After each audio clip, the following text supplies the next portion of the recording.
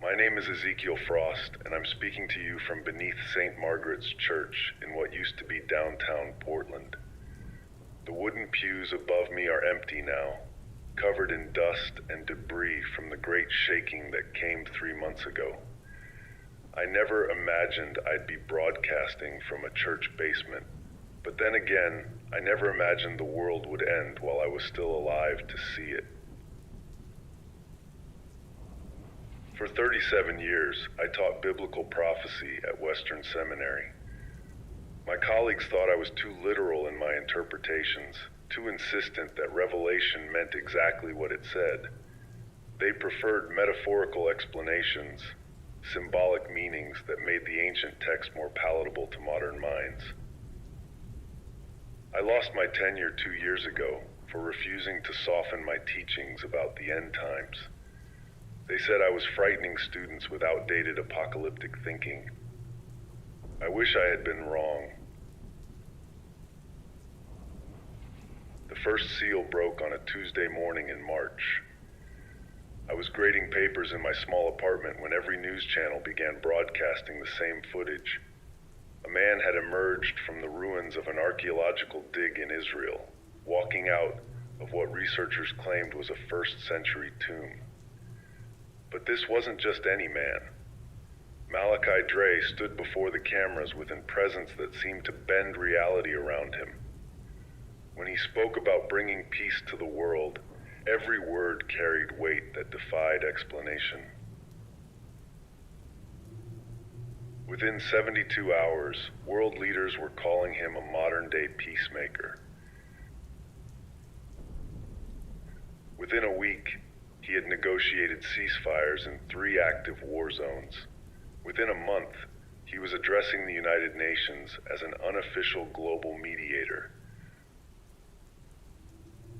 I watched from my apartment as the world fell in love with its own destruction, and I knew the white horse had begun its ride. The red horse followed just 6 weeks later. The peace Dre had orchestrated crumbled overnight as old conflicts reignited with supernatural fury. Nations that had been allies for decades turned on each other without warning. I remember sitting in my kitchen, listening to reports of simultaneous uprisings on every continent, when my neighbor started screaming at his wife through the thin walls. Then I heard breaking glass, and I realized the violence wasn't just political anymore. It was personal, intimate, spreading like a virus through every relationship, every family, every heart. My friend Asher Vance called me that night from the National Weather Service headquarters. His voice shook as he described atmospheric readings that made no scientific sense. The air itself seemed charged with aggression, he said. Magnetic fields were fluctuating in patterns that suggested something was fundamentally wrong with the planet's core stability. He'd been tracking weather for 23 years, but these weren't weather patterns. They were judgment patterns. The black horse brought famine, but not the kind you might expect. Food didn't disappear overnight. Instead, it became impossibly expensive while remaining tantalizingly visible. I watched grocery stores stock their shelves normally, while families counted coins to buy a single loaf of bread. Wheat and barley became precious as gold, exactly as the prophecy declared.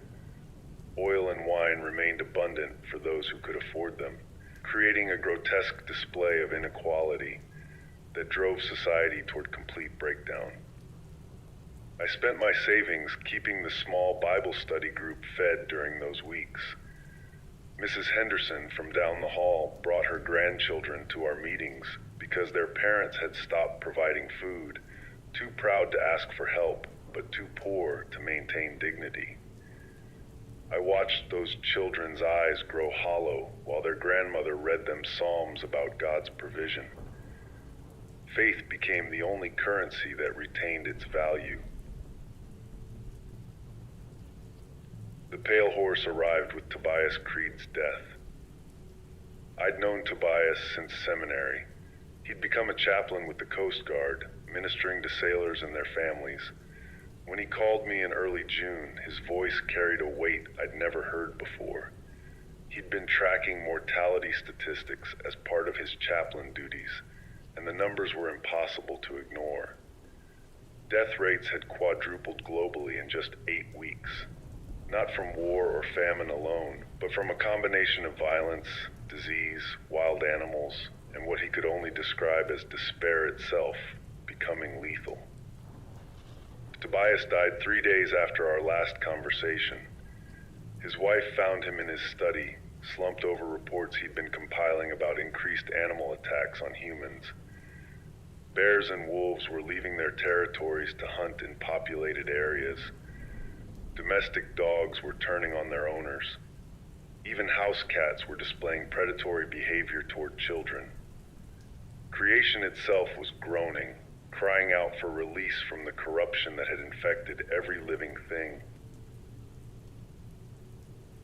The sixth seal opened on a Thursday afternoon while I was teaching my final class before the university dismissed me. I felt the earthquake before it registered on any instruments. It wasn't the familiar rolling motion of Pacific Northwest tremors, but something deeper, more fundamental. The classroom floor didn't just shake, it seemed to question its own existence. Students looked around in confusion as books fell from shelves that appeared perfectly stable. Then Asher called. His voice was barely audible over the chaos at the weather station. Every seismograph in the Pacific Northwest had maxed out simultaneously. The earthquake had been global, hitting every continent at precisely the same moment. But that wasn't the impossible part. The impossible part was what happened to the sky. I stepped outside the university building and looked up at a sun that had turned black as sackcloth. Not an eclipse, not a cloud cover, but a fundamental change in the nature of light itself. The moon, visible even in daylight, glowed red as blood. Students and faculty stood in the courtyard, pointing at stars that were falling like overripe fruit from a shaken tree. But these weren't meteors or space debris. They moved with purpose. Tracing patterns across the darkened sky that spelled out messages in languages humanity had forgotten. The wealthy and powerful began disappearing into their underground bunkers that week. Politicians who had been making statements about natural explanations for recent events suddenly vanished from public view. Military leaders, corporate executives, anyone with resources and connections simply evaporated from society. I understood they were calling to the mountains and rocks to hide them from the face of the one who sits on the throne. That's when I knew my real work was beginning. My teaching position was gone, my academic career finished, but my calling had never been clearer. I gathered what remained of my Bible study group and proposed something that sounded insane, even to us. We would document everything. We would bear witness, and we would broadcast the truth to anyone still willing to listen. Mrs. Henderson's late husband had been a radio operator in Vietnam. His equipment still filled their garage, vintage transmitters and receivers that could reach across continents if properly maintained. Her grandson Marcus had studied electrical engineering before the chaos began. Together, we cobbled together a broadcasting station in the church basement, running cables through storm drains and sewers to avoid detection. The persecution had already begun by then. Churches were being labeled as centers of extremist thinking. Pastors who preached about end times prophecy found themselves under investigation. Seminary professors like myself were being dismissed for promoting dangerous ideologies. The New World Order had no patience for those who insisted that recent events fulfilled ancient predictions. I made my first broadcast on a Sunday evening, 3 days after moving into the church basement. My voice echoed off stone walls that had heard thousands of prayers over the decades. I spoke directly to the microphone as if it were a dear friend, sharing what I had witnessed and what I understood was yet to come. The seals were breaking one by one, exactly as John had written on Patmos 19 centuries ago. Since that first transmission, I've heard from listeners across the continent. Truckers who pick up my signal on long-haul routes, farmers in isolated communities who've rigged battery-powered radios to hear news the official channels won't report, families huddled in basements of abandoned buildings, finding comfort in knowing they're not alone in their understanding of these times. Tonight, I want you to remember that these seals were opened for a purpose. What we're witnessing isn't random destruction, but the surgical removal of everything that has stood against truth for millennia. The Lamb who was slain is worthy to open the scroll and break its seals. Even in our darkest hour, even as the foundations of our world crumble beneath us, that truth remains unshakable. Hold fast to what you know. Keep your lamps burning. And remember that this darkness is not the end of our story. This is Ezekiel Frost, signing off from beneath St. Margaret's. May grace and peace be with you until we speak again.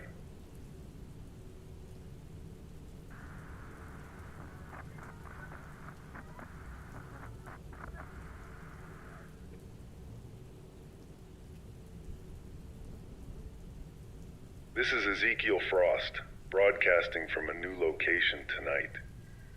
I had to abandon the church basement yesterday when patrol units came too close. I'm speaking to you now from an old mining tunnel in the Cascade foothills, where the signal reaches just as far, but the authorities can't follow. The smell of pine smoke drifts down through the ventilation shaft, a reminder that the world above continues burning. It's been 4 months since the seals began breaking, and the trumpet judgments have commenced with a fury that makes the earlier plagues seem gentle by comparison. I promised you last time that I would share what Tobias Creed witnessed before his death, and tonight seems fitting for such testimony. The Coast Guard has officially disbanded, their rescue missions becoming impossible as the oceans themselves turn against humanity. The first trumpet sounded on a Wednesday morning in late June. I was broadcasting from the church basement when my transmission was interrupted by reports flooding emergency channels.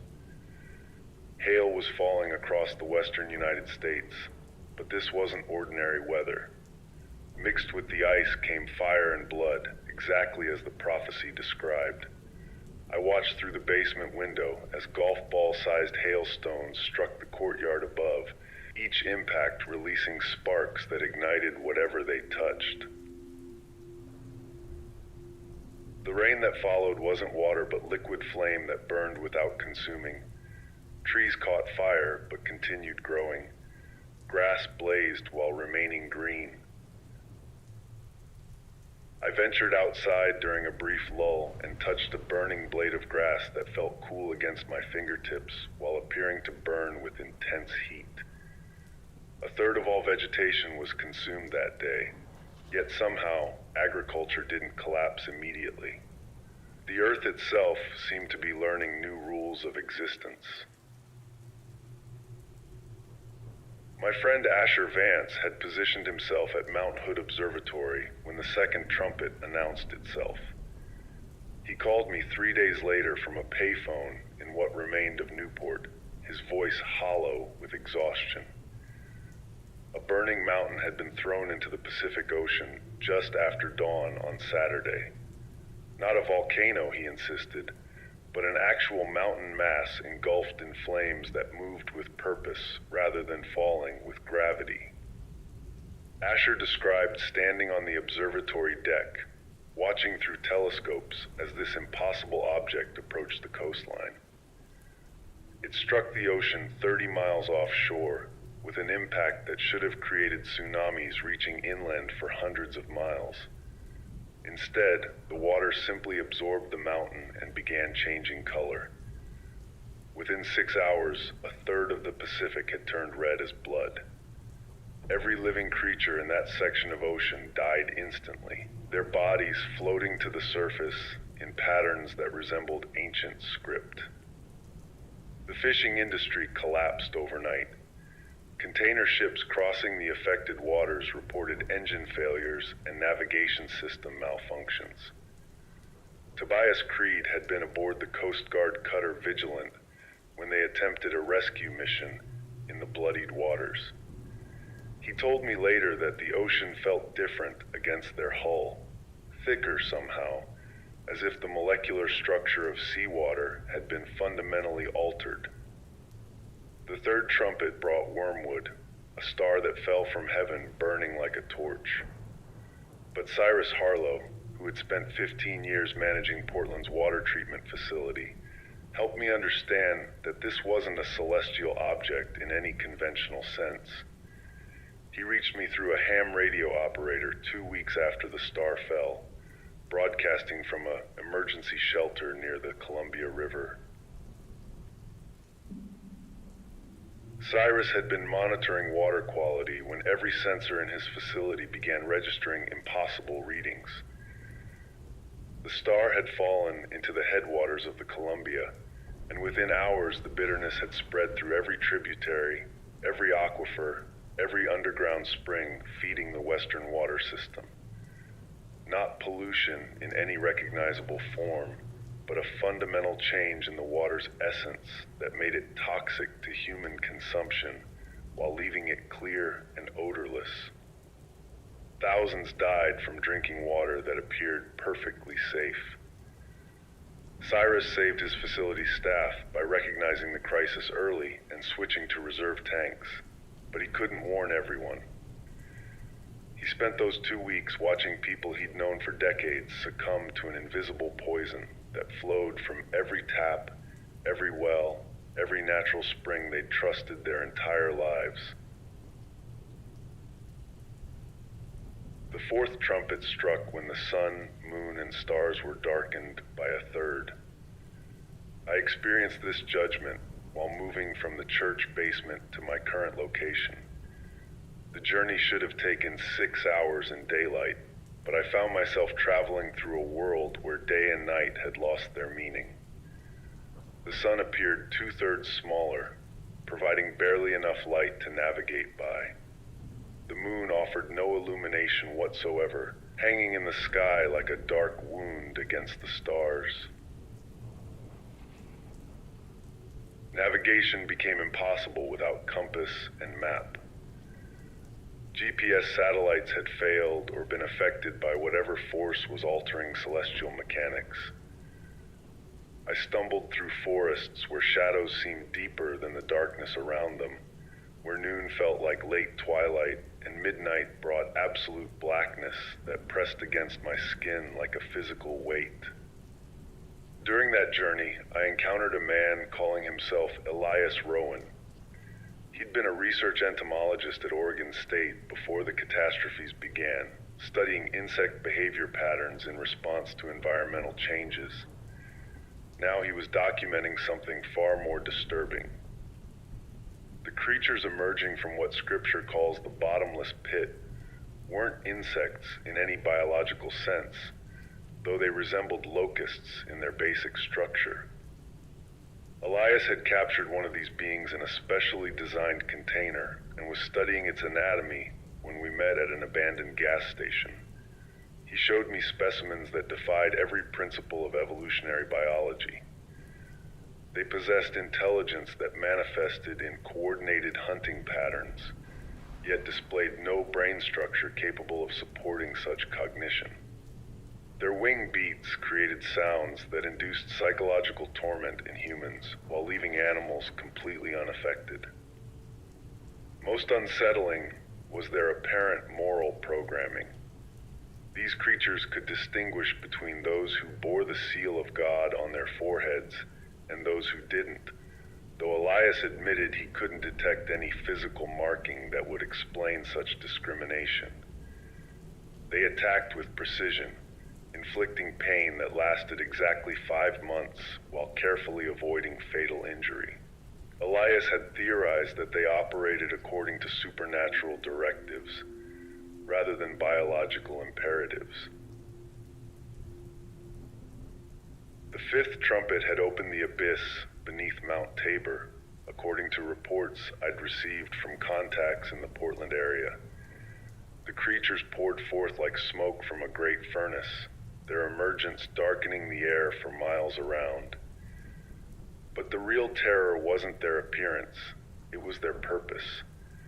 They sought out only those who lacked God's protection, delivering torment so specific and targeted that suicide became preferable to endurance for many.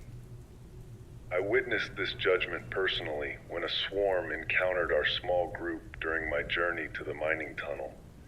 The creatures surrounded us, their wing beats creating a sound like distant thunder mixed with weeping. They hovered just beyond arm's reach, studying us with compound eyes that seemed to peer directly into our souls. After several minutes of this examination, they departed without touching any of us.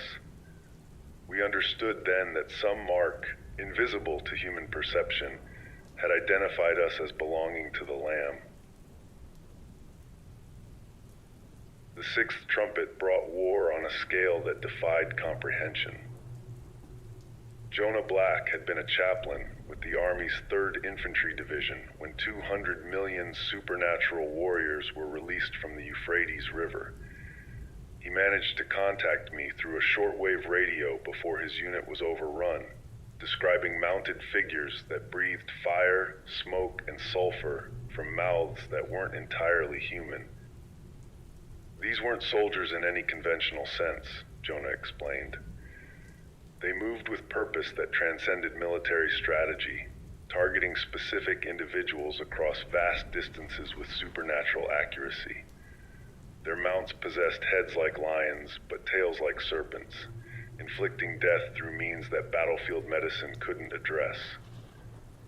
A third of remaining humanity died in those attacks, not from conventional weapons, but from plagues of fire, smoke, and sulfur that seemed to emanate from the riders themselves. The radio went silent after Jonah's transmission ended. I later learned that his chaplain's assistant had found his body in a field hospital, unmarked by any visible wound, but clearly killed by the supernatural plague he'd been describing. His final notes, recovered weeks later, detailed observations about how the attacking force discriminated between targets based on spiritual rather than political criteria. Through all these judgments, I've maintained my broadcasts from increasingly precarious positions. The equipment Mrs. Henderson's husband left us has proven remarkably resilient, though I've had to learn repair techniques from outdated manuals found in the church library. Each transmission carries risk, as the new global authority considers unauthorized broadcasting an act of sedition against their emerging order. What strikes me most about these trumpet judgments is their precision. Nothing about them appears random or excessive. Each plague targets specific aspects of human rebellion while preserving those marked for protection. The supernatural nature of these events makes scientific explanation impossible, yet their effects follow logical patterns that reveal divine intelligence behind the destruction. I've moved 6 times in the past month, always staying ahead of search teams that seem to know my approximate location despite my precautions. Yet I continue broadcasting because voices like mine are disappearing rapidly. Seminary colleagues who once debated my literal interpretations now face choices between renouncing their faith or accepting martyrdom. Most choose silence, hoping to outlast the chaos without taking definitive stands. But silence isn't an option for those called to bear witness. Tomorrow night I'll share what I've learned about the beast system rising from the chaos, about the 2 witnesses prophesying in Jerusalem, and about the mark that promises security while delivering damnation. The worst judgments still await, but so does the greatest hope this world has ever known. Until then, remember that these trumpets sound not to destroy, but to warn. Even now, in the midst of judgment, mercy calls out for those willing to hear. The door of grace remains open, though it grows narrower with each passing day. This is Ezekiel Frost, broadcasting truth from the shadows. Stay strong, stay faithful, and keep listening.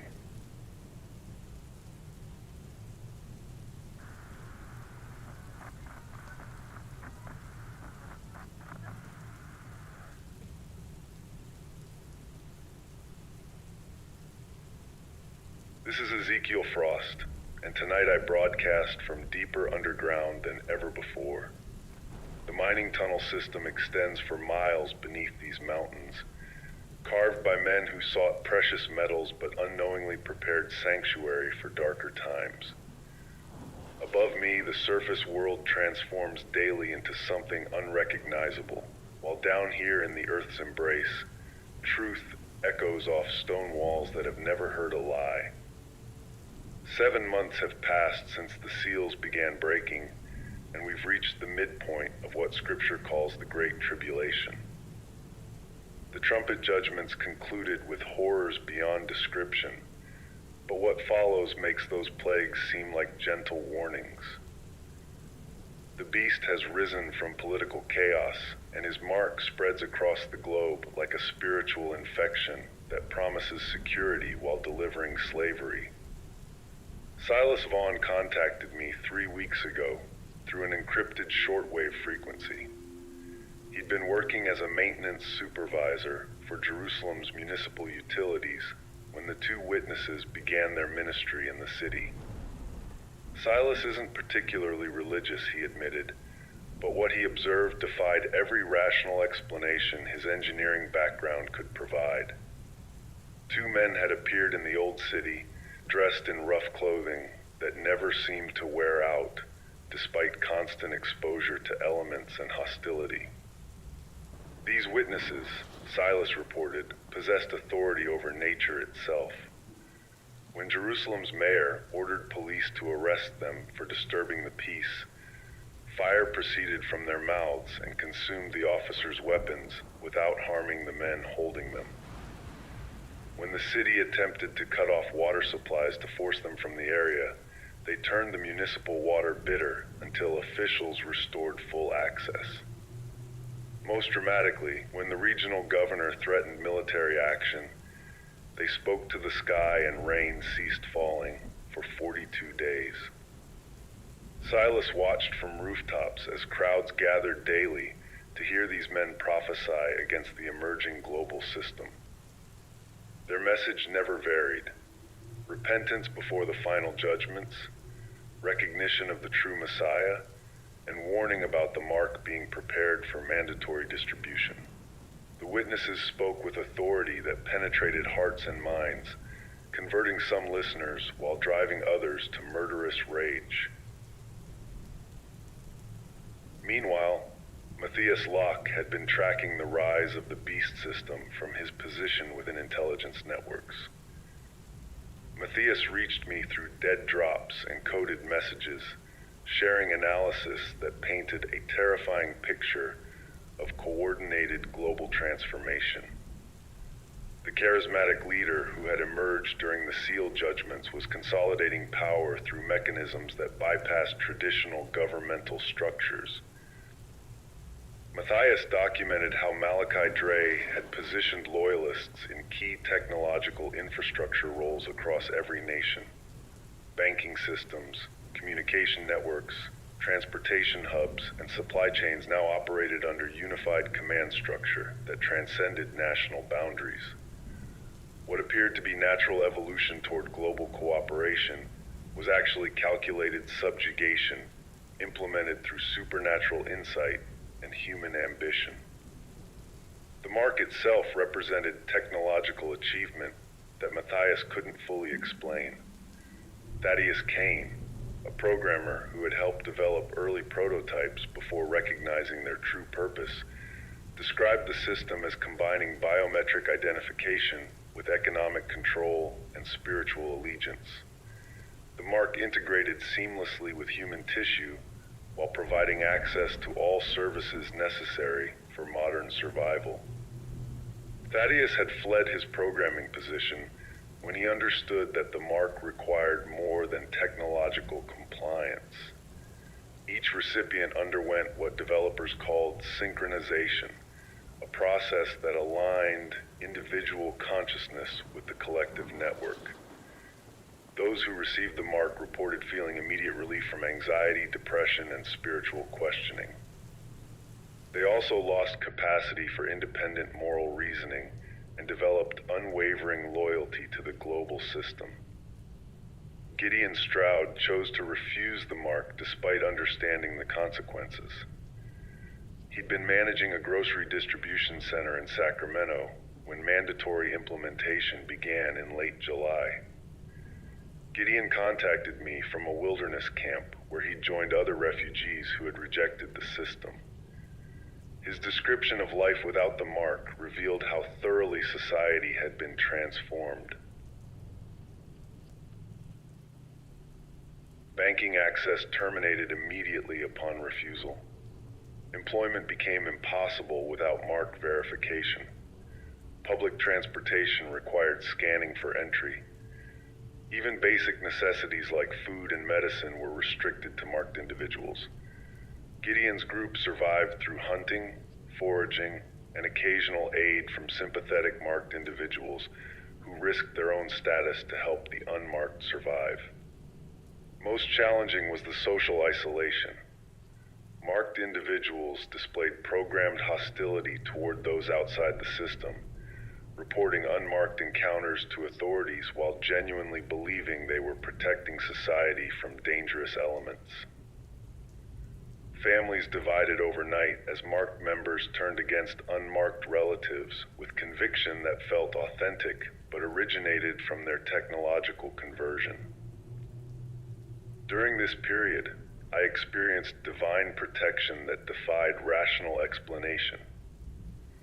Search teams passed within yards of my broadcasting equipment without detecting any trace of my presence. Electronic surveillance failed to register my transmissions despite their increasing range and clarity. Supplies appeared in my tunnel system through means I couldn't identify, always precisely what was needed for continued ministry. Abram Holt provided crucial insight about the 144,000 sealed servants mentioned in prophecy. He'd been farming wheat in eastern Montana when 12 men appeared at his property, identifying themselves as representatives of the 12 tribes of Israel. Abram watched these men travel through his region, somehow recognizing and marking specific individuals who then displayed immunity to both the supernatural plagues and the beast's persecution. The sealed servants possessed knowledge and authority that enabled them to minister effectively during the darkest phase of human history. They moved freely through marked territories without detection, provided supernatural aid to unmarked believers, and preached with power that converted thousands despite overwhelming opposition. Abram described them as ordinary men transformed by extraordinary calling, bearing invisible marks that protected them while enabling ministry. Josiah Flint had been documenting events in Jerusalem as a freelance cameraman when the two witnesses completed their 42-month ministry. He managed to film their final confrontation with the beast's forces, footage that he transmitted to underground networks before his capture. Josiah's account of their death and resurrection provided the most detailed record of these pivotal events. The witnesses had been prophesying in the temple courtyard when the beast himself arrived in Jerusalem with full military escort. Rather than fleeing or calling down fire as they had done before, the witnesses stood silently as soldiers surrounded them. The beast spoke a single word, and both men collapsed instantly. No weapons were fired, no violence displayed, yet they were undeniably dead. Josiah filmed their bodies lying in the street for 3.5 days while Jerusalem celebrated their demise. The global system broadcast continuous coverage of the dead witnesses, presenting their death as proof that the old religious systems had been definitively overcome. Citizens were encouraged to send gifts to each other in celebration of humanity's liberation from prophetic intimidation. Then, on a Thursday morning, Josiah's camera captured their resurrection. Breath entered their bodies visibly, like wind made substantial enough to see. They stood up, brushed dust from their clothing, and looked directly into his camera lens. Their eyes held sadness rather than triumph, as if they mourned for those who had celebrated their death. A voice from heaven called them upward, and they ascended in a cloud, while their enemies watched in terror. The earthquake that followed destroyed 1/10 of Jerusalem and killed 7,000 people, exactly as prophesied. But more significantly, the resurrection broke something in the global consciousness. The certainty that had characterized the beast's followers began cracking. Reports reached me of marked individuals experiencing system malfunctions, their synchronization stuttering as doubt crept into minds designed for absolute obedience. My broadcasting network suffered devastating losses during this period. Operators across the continent were discovered and arrested as authorities intensified their search for unauthorized transmissions. Mrs. Henderson died in custody after refusing to reveal my location.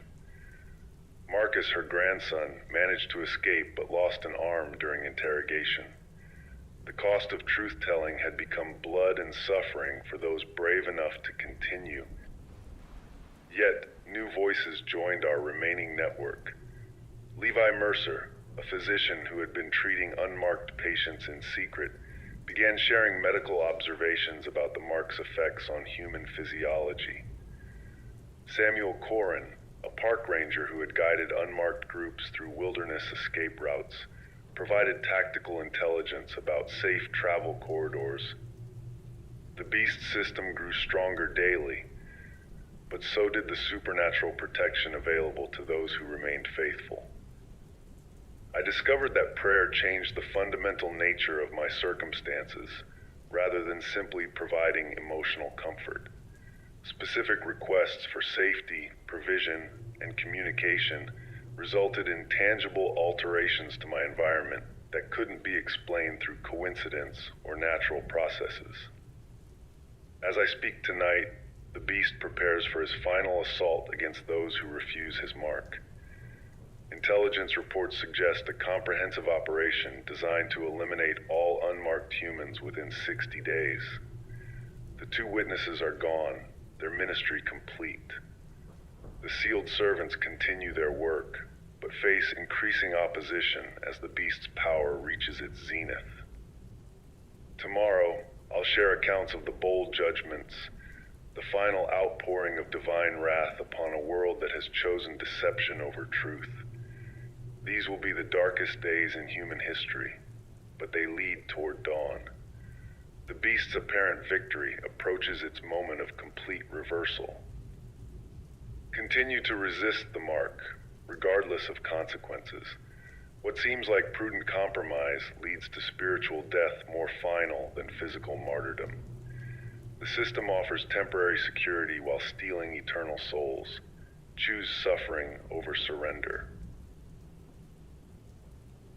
This is Ezekiel Frost, still broadcasting, still believing, still witnessing. Grace to you who hear these words.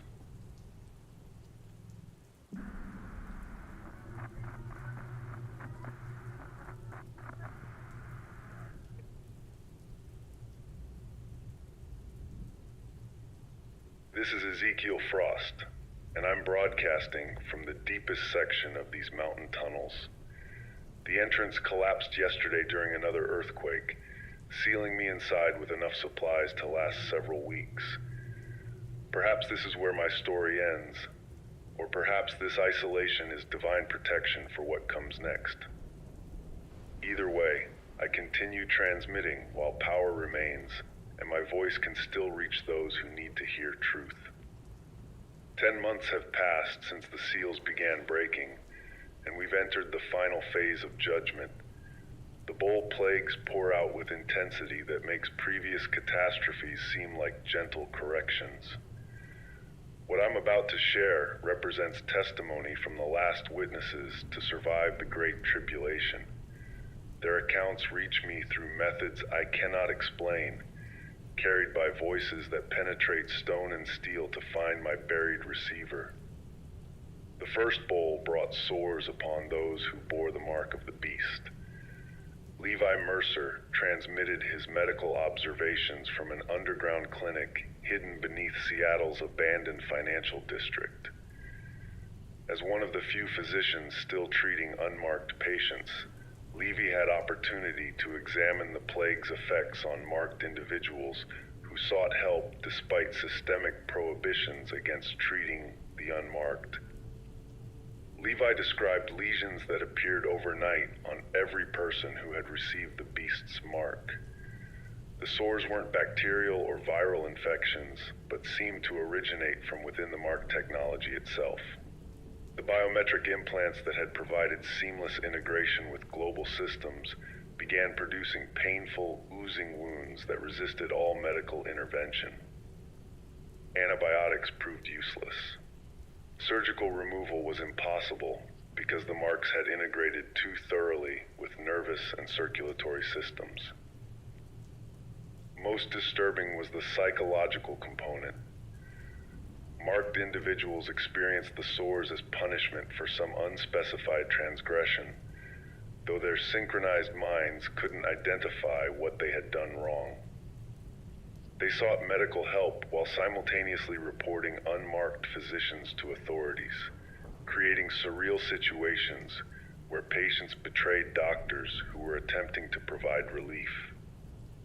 Levi's final transmission described treating a marked woman who begged for healing, while her synchronized consciousness compelled her to reveal his location to enforcement teams. He administered pain medication, knowing she would lead authorities to his clinic within hours. His last words to me expressed profound sorrow for those trapped in technological slavery, unable to choose mercy even when receiving it. The second bowl turned the sea into blood like that of a dead man, completing the transformation begun during the trumpet judgments. Obadiah Cross had been documenting marine ecosystem collapse from a research station on the Olympic Peninsula when the remaining 2/3 of ocean water underwent final conversion. His background in marine biology provided scientific context for supernatural judgment that transcended natural processes. Obadiah reported that the bloodied water wasn't simply discolored seawater, but had literally become blood with all corresponding biological properties. Hemoglobin levels, cell structure, and chemical composition matched human blood precisely, yet existed in oceanic quantities that defied physical laws. Every marine creature died instantly, their bodies dissolving into the blood ocean within hours of the transformation. The smell became unbearable within days. Coastal cities evacuated as the stench of death rolled inland on every breeze. Ocean-dependent weather patterns collapsed as the blood water couldn't sustain evaporation cycles necessary for atmospheric moisture. Obadiah's instruments detected trace elements in the blood ocean that suggested divine origin rather than natural conversion, though he admitted his scientific training provided no framework for understanding such phenomena. Rivers and springs suffered the same fate when the third bowl poured out. Ezra Wren had been guiding unmarked families through wilderness escape routes when every freshwater source in North America transformed simultaneously. His experience as a wilderness survival expert proved invaluable as traditional water procurement methods became lethal overnight. Ezra discovered that the blood water affected marked and unmarked individuals differently. Those bearing the beast's mark could consume the transformed water without immediate harm, though it provided no nourishment and gradually weakened their physical condition. Unmarked individuals who drank blood water experienced rapid poisoning that led to death within hours. The judgment discriminated perfectly between those loyal to the beast and those faithful to God. Finding safe water required supernatural guidance that Ezra learned to recognize and follow. He led groups to hidden springs that remained pure, to underground streams that flowed clear, and to rock formations that yielded fresh water when struck in specific patterns reminiscent of Moses' experience in the wilderness. Survival depended entirely on divine provision channeled through natural means that revealed themselves only to those seeking God's direction. Samuel Corin experienced the fourth bull's judgment while leading a group of unmarked survivors through the Cascade Wilderness. The sun began scorching humanity with fierce heat that exceeded any temperature previously recorded on Earth. Samuel's background as a park ranger had taught him to recognize dangerous heat conditions, but this judgment operated beyond meteorological principles. The heat didn't affect all regions equally or consistently. Marked populations in air-conditioned cities experienced mild discomfort, while unmarked wilderness groups found shade that provided complete protection from the supernatural scorching. Samuel discovered that the judgment targeted spiritual rather than geographical locations, with marked individuals suffering regardless of their physical shelter, while unmarked believers found refuge in the most exposed positions. Most remarkably, the intense heat produced no corresponding increase in marked individuals' faith or repentance. Samuel monitored emergency radio frequencies and heard marked populations cursing God for the plague while simultaneously praising the beast system for their protection. Their synchronized consciousness interpreted the judgment as confirmation of their righteousness rather than evidence of their rebellion. The fifth bowl plunged the beast's kingdom into darkness that could be felt. Lazarus Pike transmitted his account from somewhere in the ruins of Washington, D.C., where he'd been documenting the collapse of federal authority. As a former congressional aide, Lazarus understood governmental structures well enough to recognize that the darkness represented more than absence of light. The supernatural darkness fell specifically upon administrative centers, military installations, and marked population concentrations, while leaving unmarked communities in normal daylight. Lazarus described stumbling through the Capitol building, where emergency lighting failed despite fully charged batteries and functional electrical systems. Flashlights produced no illumination. Fires burned without casting light. Even marked individuals' eyes couldn't adapt to darkness that seemed designed to blind them. Yet unmarked people moved freely through the same darkened areas, seeing clearly, while marked populations groped helplessly in absolute blackness. Lazarus realized that the judgment revealed spiritual rather than physical blindness, manifesting external darkness that matched the internal condition of those who had chosen deception over truth. The sixth bowl dried up the Euphrates River, preparing the way for kings from the east to gather for the final battle. Daniel Raines had been conducting geological surveys in the Middle East when the river system underwent supernatural transformation. His expertise in hydrology and earthquake prediction provided scientific perspective on events that transcended natural processes. Daniel reported that the Euphrates didn't gradually recede or redirect, but simply vanished overnight, leaving dry riverbed that showed no evidence of recent water flow. Underground aquifers that had fed the river for millennia remained full, yet their water no longer reached the surface. Satellite imagery revealed armies massing from eastern nations, moving toward Israel with coordination that suggested supernatural compulsion rather than political alliance. Most ominously, Daniel observed 3 unclean spirits emerging from the dried riverbed, entities that he described as having substance without physical form. These spirits dispersed across the globe with impossible speed, influencing world leaders to gather their forces for a final confrontation in the Valley of Megiddo. The battle preparations involved technologies and weapons that seemed designed for warfare against supernatural rather than conventional enemies. The 7th bowl brought the greatest earthquake in human history, along with hailstones weighing nearly 100 pounds each. Nathaniel Crow survived this judgment while sheltering in a reinforced subway tunnel beneath what had been downtown Portland. His background in structural engineering helped him understand why most human construction collapsed, while certain buildings remained mysteriously intact. Nathaniel described the earthquake as fundamentally different from seismic events caused by tectonic pressure. The shaking seemed to target specific structures based on their spiritual significance rather than architectural vulnerability. Churches built with faithful intent remained standing, while skyscrapers constructed through corrupt practices crumbled into dust. The earthquake discriminated between human achievements based on the spiritual motives behind their creation. The hailstones that followed defied atmospheric science. Each stone weighed approximately 1 talent, far beyond what weather systems could produce or gravity could suspend.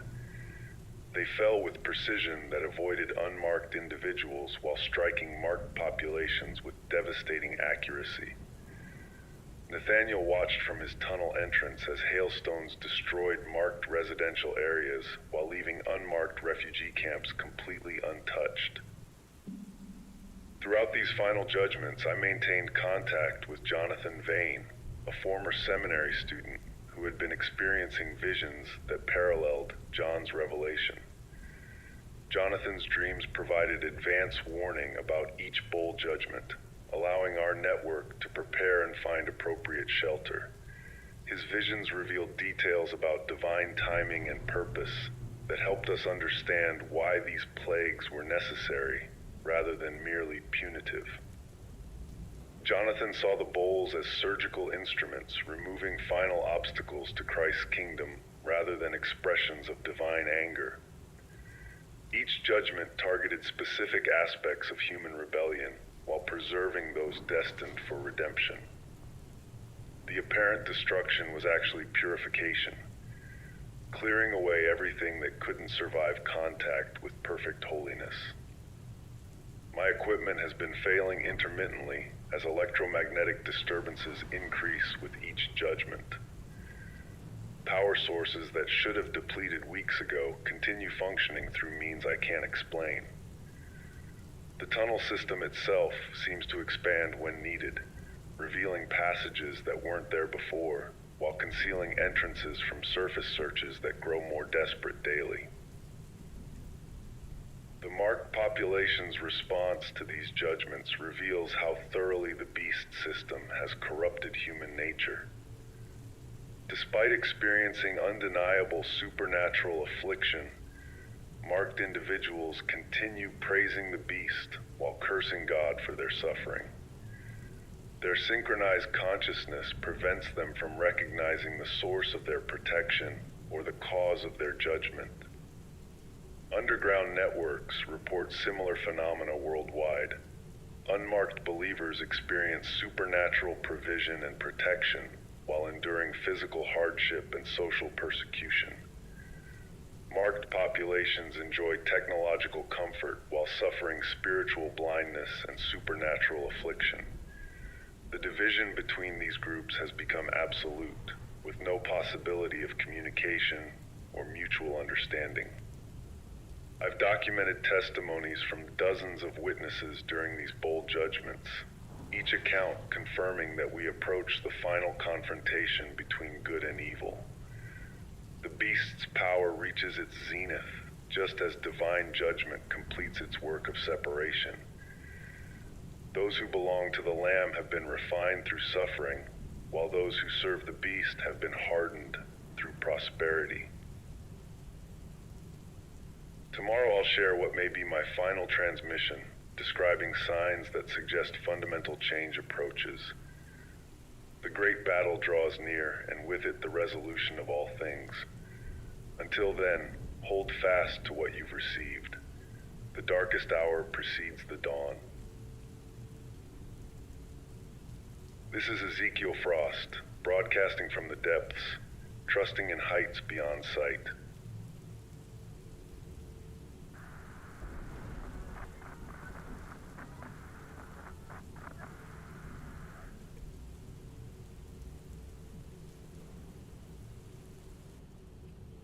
This is Ezekiel Frost, and I'm speaking to you from the surface for the first time in 8 months. The tunnel entrance that collapsed during the Great Earthquake has somehow opened again, revealing a world transformed in ways I struggle to describe.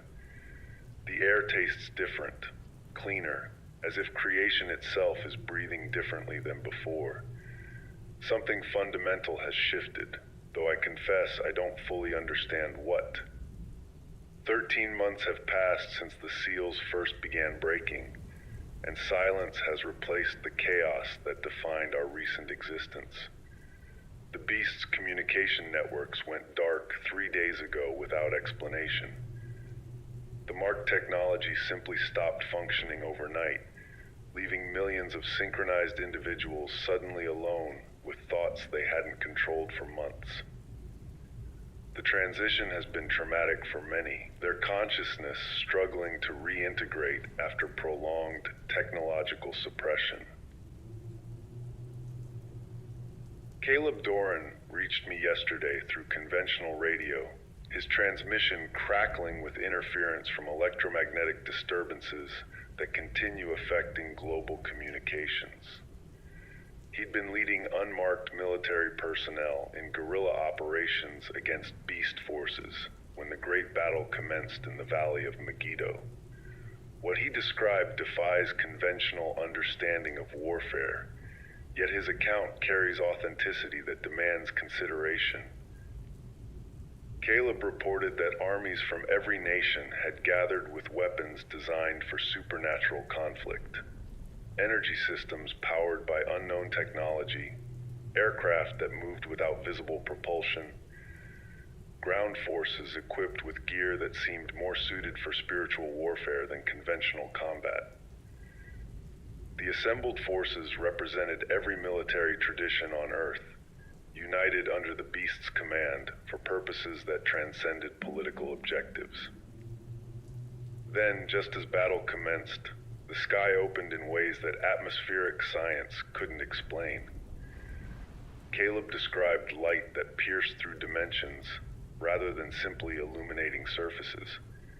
The assembled armies fired their weapons toward the opening, but their projectiles seemed to strike something immaterial that absorbed energy while remaining unaffected.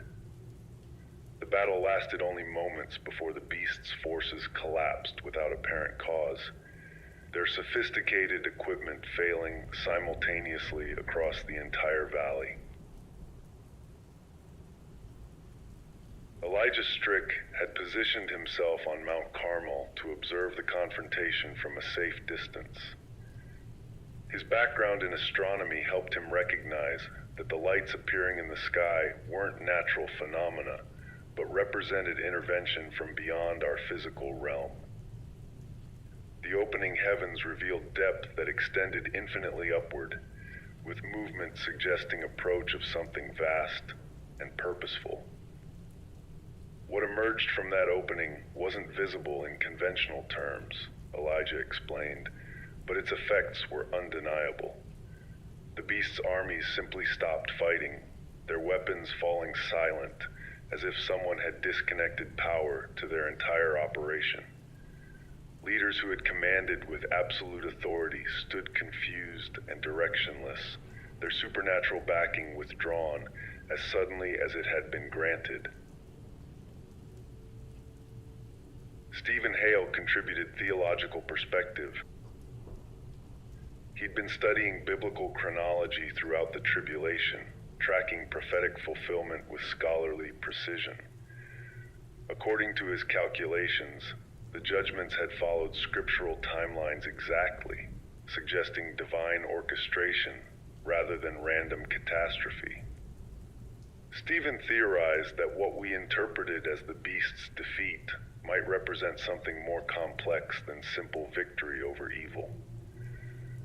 The sudden silence felt more like withdrawal than conquest, as if unseen forces had completed their purposes and departed, rather than establishing permanent residence.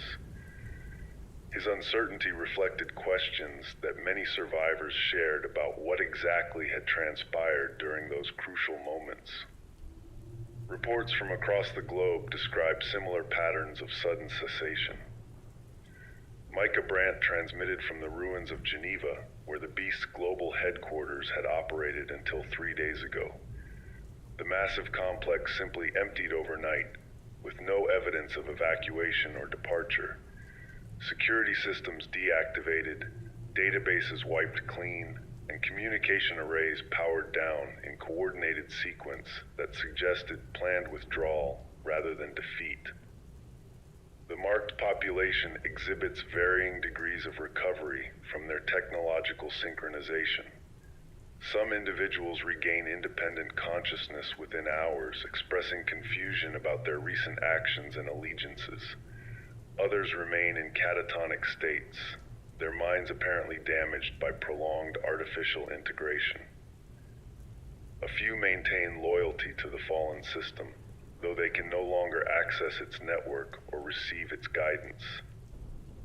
Most encouraging are reports of marked individuals seeking forgiveness for actions taken during their synchronization. They remember choosing the mark voluntarily, but describe subsequent behavior as occurring through someone else's will, operating their bodies. The theological implications challenge my understanding of free will and divine justice, yet mercy appears available even for those who seemed permanently lost. Unmarked communities emerge from hiding to find a world where persecution has ceased, but uncertainty remains paramount. The governmental structures that enforce the mark system have vanished, leaving local groups to establish new social orders based on principles they choose. Some regions embrace biblical governance, while others experiment with systems that acknowledge supernatural reality without necessarily accepting Christian theology. My own emergence from the tunnels revealed changes that extend beyond political and social transformation. Plant life displays unusual vitality, with crops growing at accelerated rates despite soil that should be exhausted from months of supernatural disasters. Animals behave with tameness that reminds older survivors of childhood stories about Eden, though wild creatures remain wild rather than becoming domesticated. Weather patterns stabilize in ways that contradict climatological predictions based on recent atmospheric trauma. Rain falls gently and regularly. Temperatures moderate naturally without technological intervention. The sun shines with warmth that heals rather than scorches. These improvements feel miraculous yet gradual, as if creation recovers according to timeline that prioritizes spiritual readiness over immediate comfort.